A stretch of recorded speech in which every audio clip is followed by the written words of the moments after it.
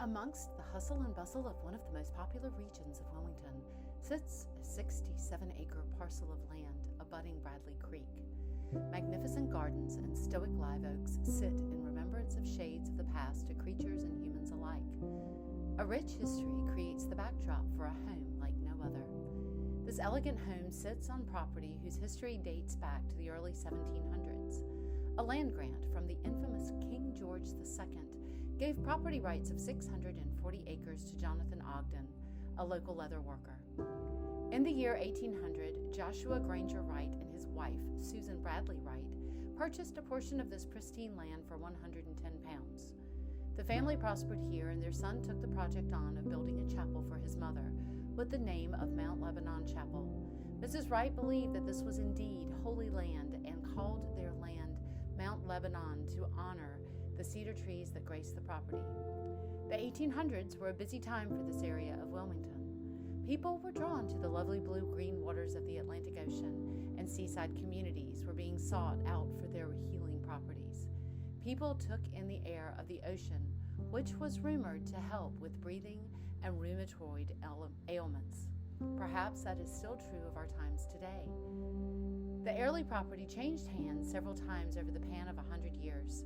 Mount Lebanon Chapel and its 6.5-acre tract were donated to the parish of St. James Church in Wilmington by the estate of Dr. Wright.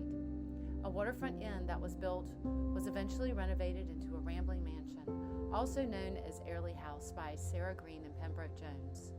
Sarah and Pembroke were married, and in a joint effort, they continued their quest to purchase a large expanse of the land that was originally granted to Mr. Ogden and then named the property Airlie in honor of Mr. Jones's homeland of Scotland. Sarah and Pembroke began transforming Airlie into the gardens that still draw people from the far reaches of our world. They worked with Fruitland's Nursery of Augusta, Georgia, now known as Augusta National Golf Course.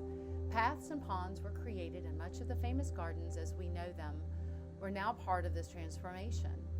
Sarah and Pembroke cultivated this land with the help of full-time staff and gardeners. Airlie was the center for Wilmington's social life, in the early to mid-1900s being the perfect place to entertain the high society friends that Sarah and Pembroke hosted, with an annual budget of over $300,000 for the pure pleasure of entertaining. The inn that had been built in the 1880s had been transformed into a rambling mansion known as the Airlie House.